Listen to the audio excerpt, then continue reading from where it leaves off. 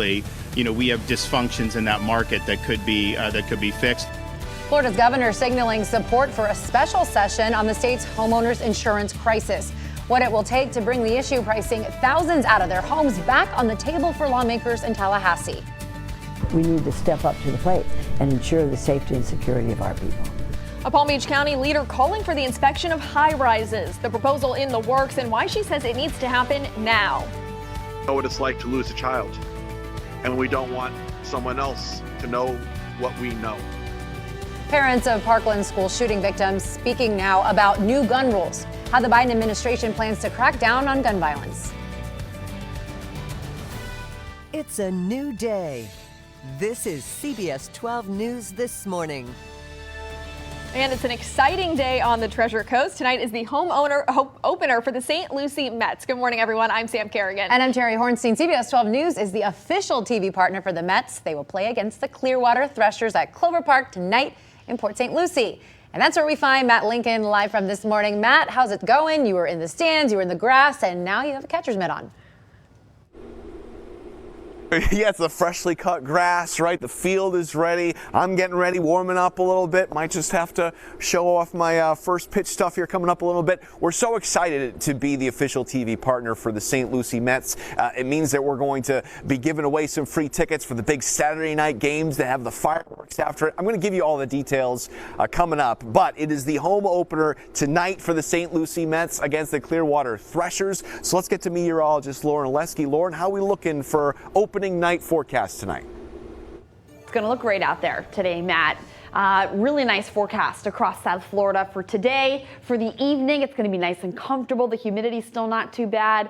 Skies right now are dry outside. We're at 66 degrees in Fort Pierce, 71 degrees in Boynton, 63 this morning in Belle Glade. A few degrees warmer than where we were 24 hours ago. 75 degrees, though, by 10, 79 by 1. So temperatures increasing quickly out there as we move through the rest of our day. We will be slightly warmer this afternoon, low 80s instead of the upper 70s, mid 80s further inland near Lake Okeechobee. Average high for this time of year up to 82 degrees. Warmer for the day tomorrow. We're seeing a very slow warming trend for the next couple of days. But we'll essentially still be in the 80s as we move into your weekend. Now, we're still dry today, but the chance of rain does return by Thursday. A closer look at that is ahead. Sam, Terry. All right, Lauren, at 6:03, we want to take a look at that Tuesday morning drive. West Palm Beach to Port St. Lucie, 40 minutes on I-95. That is normal for this time of morning. And that's where we find traffic tracker 12 right now heading north on I-95 through. We're not seeing any problems out there in either direction. Time right now, 6:03. This morning, lawmakers are one step closer to calling another special session to tackle property insurance costs. They are so high right now, they are pricing some people out of their homes. And Governor Ron DeSantis is showing signs of support to call lawmakers back to Tallahassee after 4 property insurance bills fell short this legislative session. Our Kara Duffy has been keeping an eye on the state's homeowners insurance crisis for us. Yeah, Kara, a lot of signs now that lawmakers are moving forward to bring this issue back to the table. That's right. State Senator Jeff Brands from Pinellas County and St. Petersburg pushed fellow lawmakers to deal with problems when it comes to property insurance and the industry as a whole. And this morning, we do know that Senator Brands has officially obtained the signatures needed from lawmakers to force a special session. That means 20% of lawmakers already explained conditions that justify a special session to the Department of State. And now the Secretary of State will poll the remaining lawmakers within the next week. The session can be called if 3/5 of the legislature agrees. In a news conference in Tampa yesterday, the governor said there's a growing need to address this issue, which is affecting thousands of people in the state. You've got to be honest with people. We're in a big period of inflation, so all this stuff is going to go up. But on the property insurance in particular, clearly, we have dysfunctions in that market that could be fixed. You've already seen different insurers go out. We need to have a vibrant market where people are able to get policies at an affordable rate. Democrats say that the governor failed to address the issue when he could have. They sent this letter to the governor to act now, saying, quote, failure to act will only create devastating long-term effects and harm. Deliberate and prompt legislative action is needed to protect our constituents. Terry, Sam. Thank you, Kara. This morning, county leaders want to put front and center the safety of our high-rises after failing to pass new rules during the legislative session. It's becoming a big concern across the state after 98 people lost their lives in the Surfside condo collapse last year. CBS 12's Madeline Montgomery is live in Boca Raton this morning. And Maddie, one county leader we spoke to says every high-rise needs to go through this type of inspection.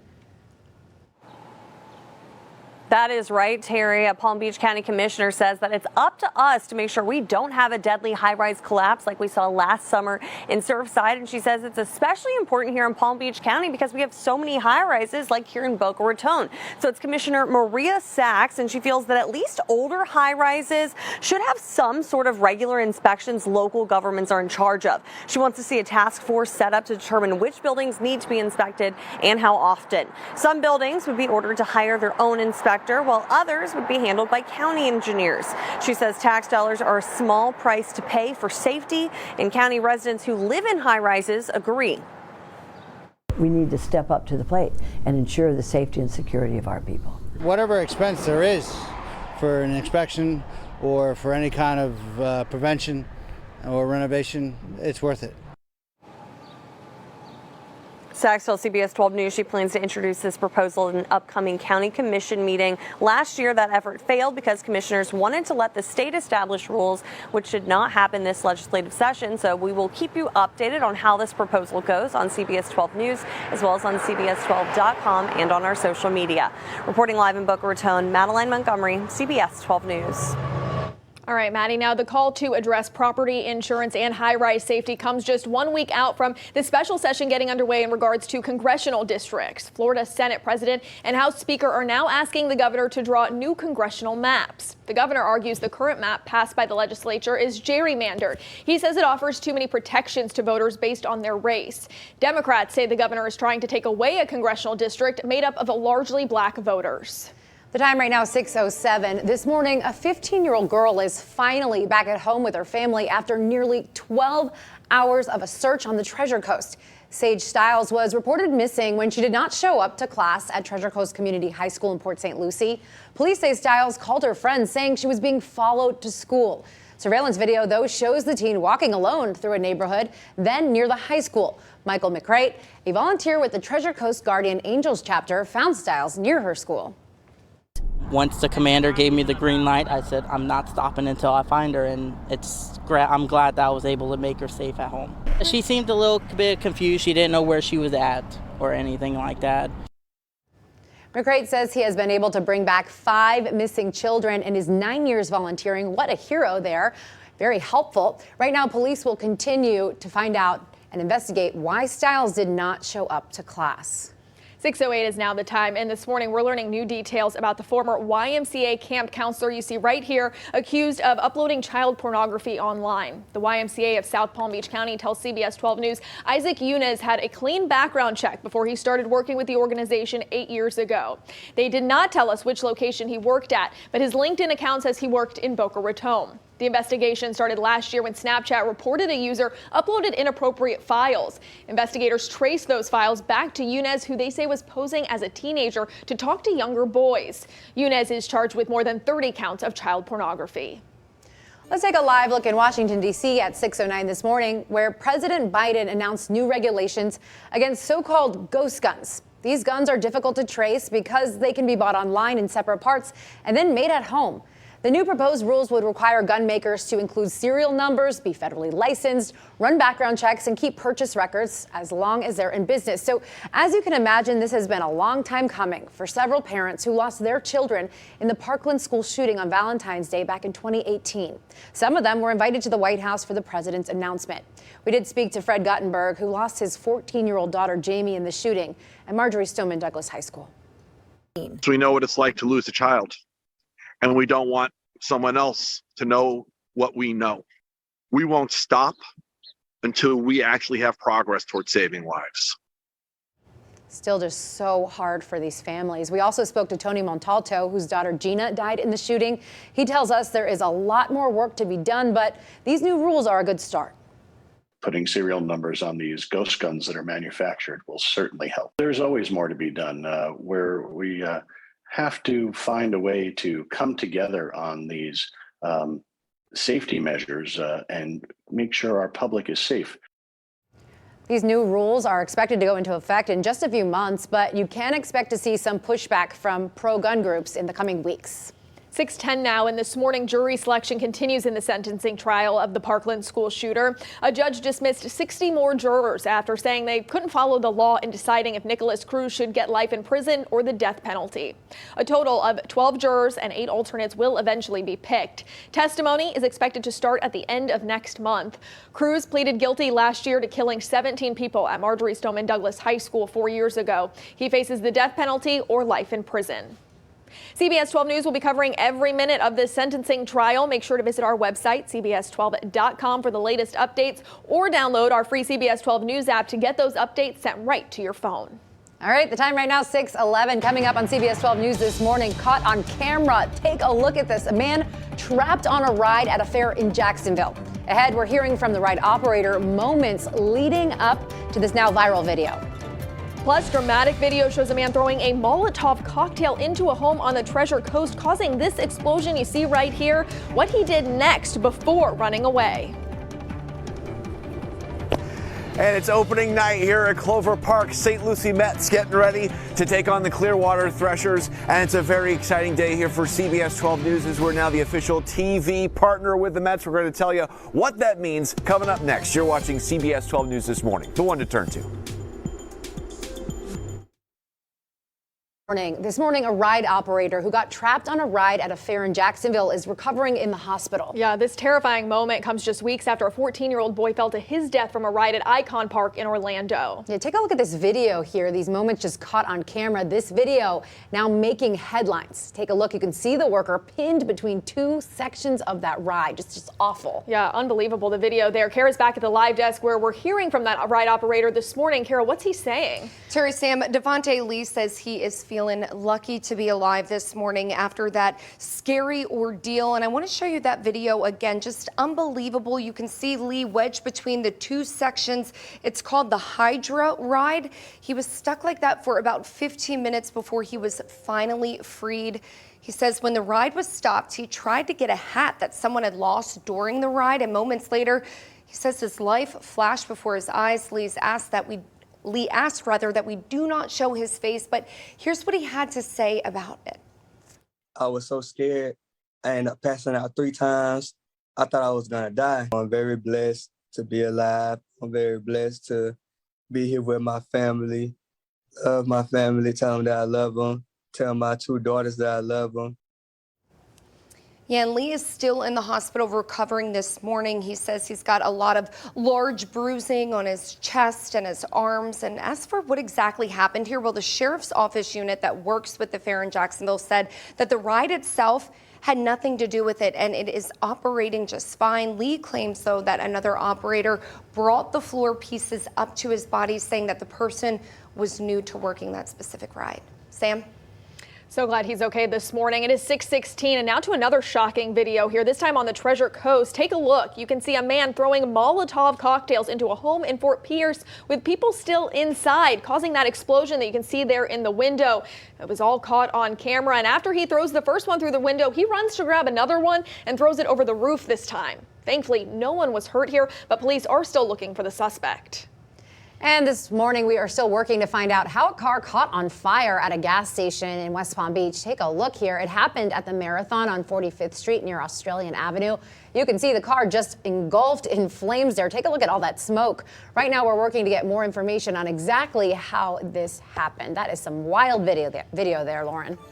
Yeah, 6:17. Now we also want to take a look at some video coming out of Arkansas this morning. This is also some pretty unbelievable video. That's hail coming down outside of that house. Here's a better picture of it from another backyard. Take a look. You can see large hail falling into the pool. That is crazy. Lauren, the threat for severe weather continues for the middle of the country today. Can't imagine just those big pieces of hail falling down. And the first video we were looking at, it looked like snow was on the ground. That's just how much hail was falling from those thunderstorms there. Yeah, the threat for severe weather across the middle United States continues today. Sun's coming up for us this morning at 7, so in another 42 minutes or so. And then it sets a little before 7:45 this afternoon. Day's getting a little bit longer. That sunrise is happening about a minute earlier each day.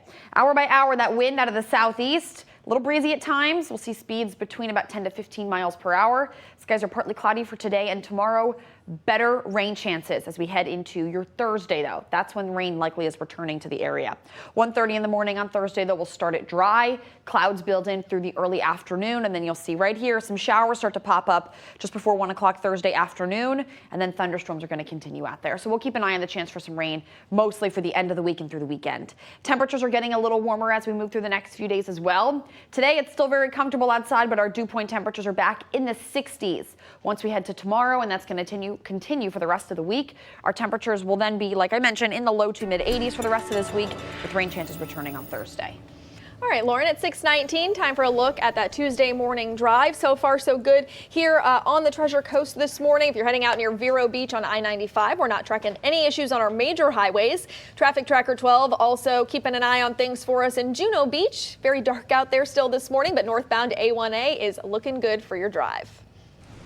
Tonight, the St. Lucie Mets will play against the Clearwater Threshers for their home opener game at Clover Park in Port St. Lucie. Yeah, this is really exciting, and CBS 12 News is now the official TV partner for the Mets, and we are teaming up with them all season long, and our Matt Lincoln is out there at Clover Park this morning, and it looks like he's suiting up now. He's got the Mets jersey on. Matt, what's going on out there?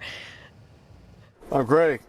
Come meet the Mets here tonight for the home opener for the St. Lucie Mets. Really excited to be here. We are 12 hours away from first pitch. It's exciting being out here as the field is just sort of waking up here. Take a look at the grass. It's all, it feels so nice. You ever wonder how they get it so blue and orange? That's because this is synthetic turf. The real stuff is this way. Let's go. So as we're walking past home plate, it's really exciting being a part of the TV partner here for the St. Lucie Mets, because that's going to allow us to help you, the fans, come out and enjoy the baseball, because you can win family 4-packs on CBS12.com for Saturday night games. Those are the big Friday night appreciation games. Those are the ones with fireworks at the end. Also, there's going to be all sorts of CBS 12 News swag at those Saturday night games. It's really exciting. And, you know, what also is exciting is tonight for the home opener, you can watch our Vetus Reed and also John Evanson throw out the first pitch right before the game.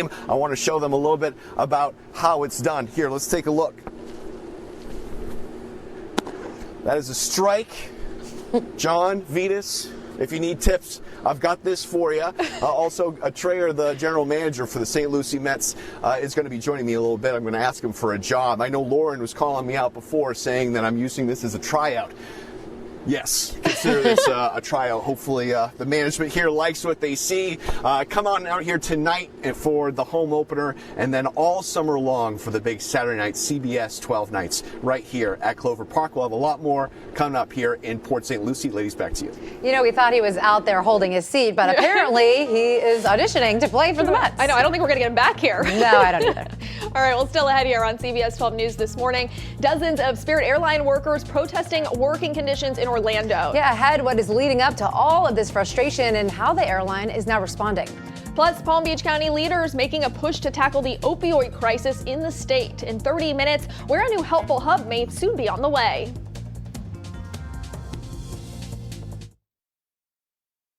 News this morning, we are taking a live look outside right now from Okeechobee. That sun's starting to make its way closer to the horizon, making for some nice pretty colors in the sky there. Not a bad way to start the day. Radar is dry. We will stay dry for the rest of the day. Treasure Coast, checking in on you right now. No issues out there for us. We will see the chance of storms returning Thursday, really for everybody. 57 degrees in Okeechobee, so a little cooler further inland compared to the coastline. We're at 66 degrees right now in Fort Pierce. And as we head into the afternoon, highs today will be right around the low 80s for the Treasure Coast, but inland closer to the mid 80s. Could go to about 86 degrees in Okeechobee later today. A little breezy at times. We have an east-southeast wind at 10 to 15 miles per hour. This is now this afternoon at 5:30. Still dealing with mostly dry skies out there. Looking nice for the rest of the day today and tomorrow. Like I mentioned, though, the chance of rain returns on Thursday and Friday of this week. All right, 6:25 now. Thank you, Lauren. Time to look on our roads. So far, so good this morning. This is a look for you in Fort Pierce. Right now, I-95 and the Turnpike near Okeechobee Road are running smoothly. We're not tracking any big issues for that drive.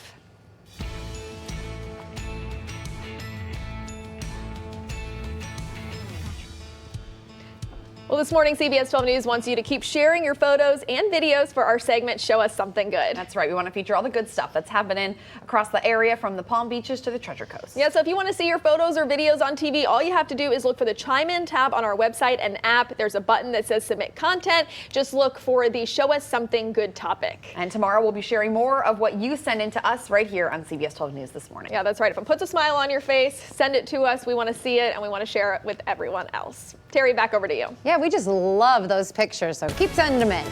Time right now, 6:26. Coming up in a special report, the city of Delray Beach and its police department at odds over pay.